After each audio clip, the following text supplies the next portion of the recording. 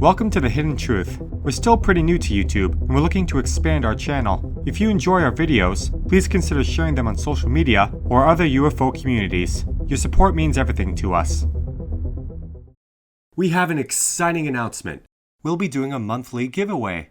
All you have to do is like and comment on our videos for the chance to win a variety of prizes, including hats, shirts, and more. The more you like and comment, the greater your chances. Oh, and subscribing doesn't hurt either. What are you waiting for? Smash that like button. You can get free stuff. 1969 to 2000. Strange stories from the National UFO Reporting Center. Here are 10 strange stories from the National UFO Reporting Center from 1969 to 2000. These accounts have very limited information and almost no names. We would like to thank Harry S. Truman for putting us onto this list. Note, we are looking for voice volunteers. Send us an email if you are interested.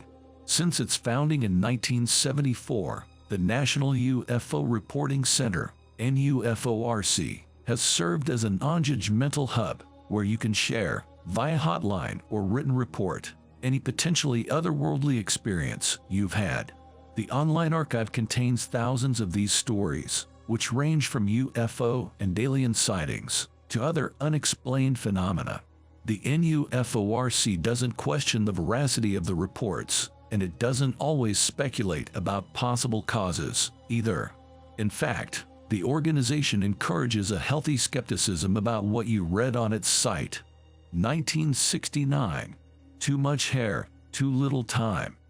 On a weekend trip to Boulder, Colorado, in 1969, a young member of the Air Force was in bed when his motel room suddenly darkened, followed by a bright flash of light. The next day, he realized his half-inch long hair was now almost 2 inches long, a mystery that his roommate totally freaked out about when he returned to the base in Aurora, Colorado. He wasn't sure what to think of my story, but did realize there was glaring physical evidence, the airman recalled. Though he didn't remember anything else from that night, he speculated in his report that he had been abducted and presumably taken to a place where time passes more quickly than it does on Earth. I still have trouble remembering many things, as it has always been very foggy since that time, he said. My take, very strange. Could it be UFO related? Maybe. Could be a lot of things though. 1971. The Long-Armed Collector. At about 10 p.m. one summer night in 1971, 2 teenage girls crept from their houses in Sunnyvale, California, and met up for a neighborhood stroll. All was still and silent for an hour or so until they came upon a 20 to 30-foot flying ship, hovering as low as the streetlights, probably a full 5-minute walk ahead of them. The friends watched it drift towards some nearby apartment buildings and appeared to survey them, bobbing slightly up and down. It had these great enormous arms on the sides that slowly swiveled around, and they had lines on the ends, like ropes, but they weren't ropes, one of the friends explained in her report. It didn't make noise or light up, and it looked more like wood than metal. She got the impression it was collecting things, though she couldn't see what was inside. The girls fled in terror when the aircraft abruptly turned its attention on them, and they tried in vain to convince the one friend's father that they had seen something truly extraordinary. He dismissed it and said it was probably just a weather balloon. The witness wrote, "If I am sure of anything, it is that that thing was no weather balloon." My take, you don't see too many UFOs with external arms. Maybe an alien drone of some kind. 1975. Cows Gone Wild. 2 friends were driving along the quiet country roads of LaFontaine, Indiana, after a fishing trip one evening in 1975. About a quarter-mile away, a flying disc, with white lights revolving around it, appeared and lowered itself gradually until it was completely obscured by a nearby house. They followed it behind the house, but found only cows, running all over the road, frightened and mooing. The cows had apparently torn right through the electric fence, and a neighbor soon showed up to see what all the fuss was about. He asked if we knew what had happened, because cows just don't break down an electric fence for nothing, the witness said. We didn't say anything about what we had just seen. My take: where would it go? Into the ground. Maybe zipped away so fast that it looked like it disappeared. 1979. The Vanishing Silver Ship.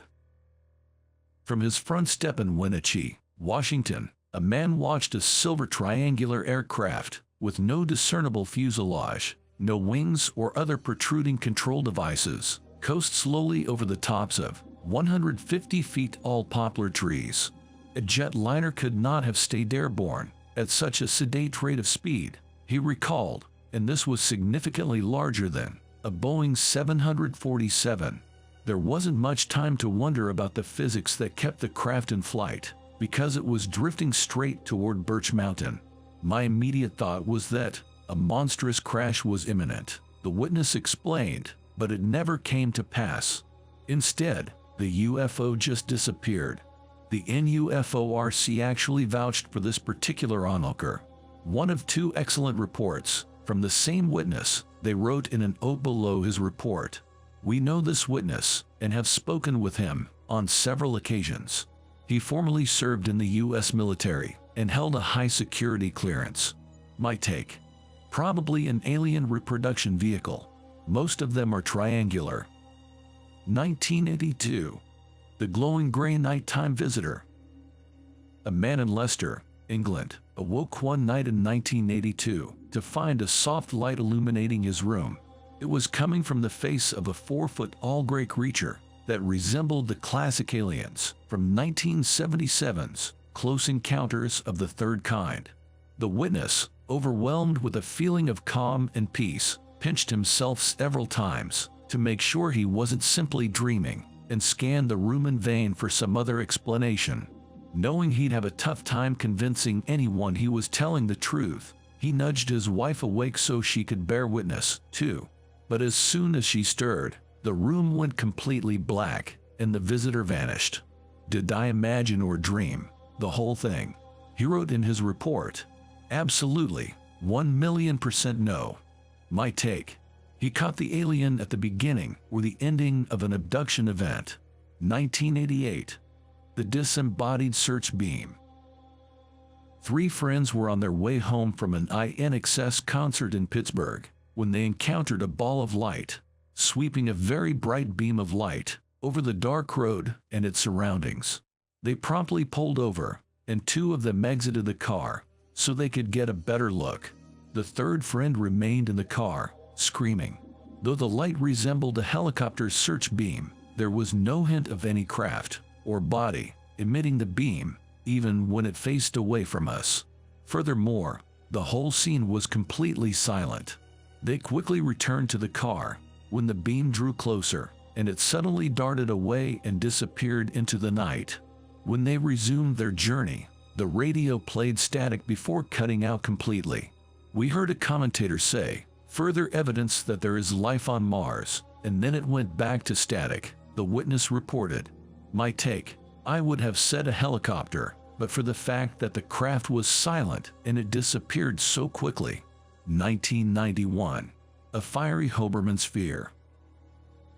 Late one evening in 1991, a young man and his girlfriend parked the car in a peaceful spot overlooking the port of Olympia, Washington, and passed about half an hour talking about life and random things.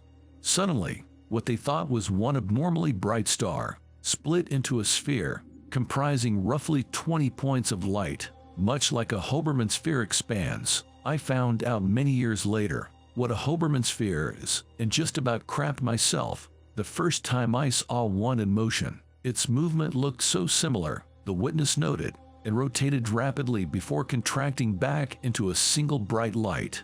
That light then glowed red and spit out 5 identical red lights, one by one, which pulsated in a synchronized manner as they flew through the sky in a straight line and eventually vanished. The witness actually managed to capture video footage of the event, but the camera only showed a blank screen with a few strange flickering whitish dots on it that seemed to come and go. I am, after seeing it, hard-pressed to believe it to be anything of known terrestrial technology. He wrote, "I have resigned to the likelihood that I will never know what it was at all. My take. Not sure what it could have been, other than something exotic." 1995. The Ides of March sightings. On March 15, 1995, the NUFORC received an influx of calls across several states from witnesses who saw a bright object flying through the night sky. The first of these so-called Ides of March sightings was reported by two men in Florida, who described it as luminous, white, and disc-shaped, though subsequent descriptions from others varied. A Tennessee caller thought it was more of a blue-green cloud of light that emitted sparks before vanishing, and a Missouri State Highway Patrol sergeant said it was a green light that turned yellow and suddenly snuffed out like a light being switched off. He also explained that many people called the patrol's 911 dispatch line to report their own sightings, and one person claimed his cell phone and car radio both died when the UFO got close. Other reports came from Virginia, West Virginia, and Missouri. In summary, it appears that one or more egg-shaped objects, radiating intensely bright green, blue-green, and yellow light, and periodically spewing out a cloud of sparks, streaked over at least 7 states, stopping from time to time, and the whole event occurred in a matter of minutes, the NUFORC summarized in a case brief. My take. This is a real UFO sighting for sure. Too many witnesses. Certainly not Venus or swamp gas. 1999. UFO abduct Selk in Washington Mountains. The year was 1999. The place, the Washington Mountains, near Mount St. Helens. On February 25, 1999, at about 12 noon, a team of 14 forestry workers were planting seedling trees on a hillside. 3 of the workers observed a strangely shaped craft descending silently with a wobbling motion to the north of their position. Initially, the object was thought to be a parachute, but this explanation was quickly discarded. The initial witnesses called to their colleagues, and all 14 foresters watched the UFO for around 3 to 5 minutes. Quickly after their first observation, the UFO began to move towards a herd of elk. When the object got close, the herd began to flee and one animal became separated from the group. The object, which was oval-shaped with a half-circle cut out from behind, immediately changed course and headed towards the lonely elk.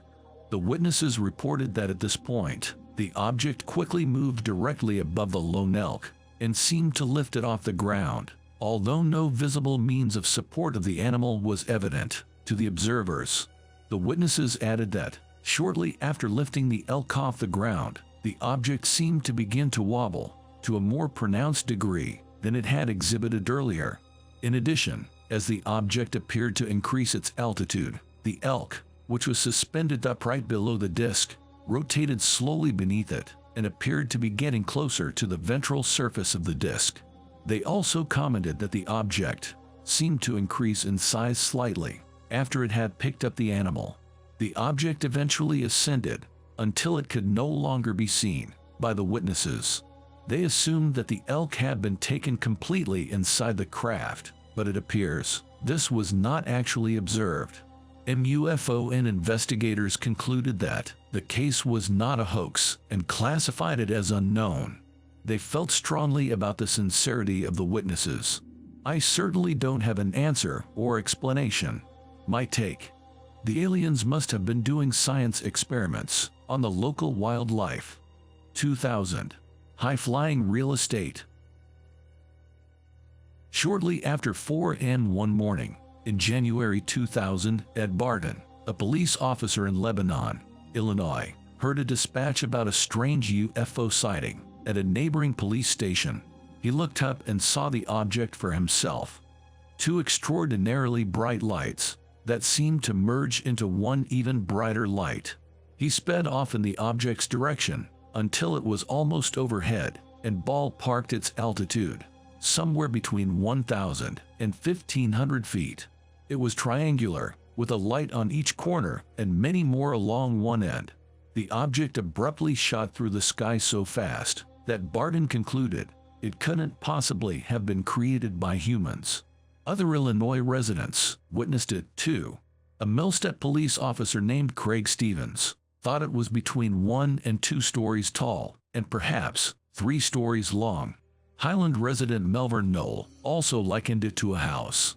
There were big windows, about 2.5 feet wide and 5 or 6 feet high, 2 stories, one on top of each other, he told the St. Louis Post-Dispatch in 2010.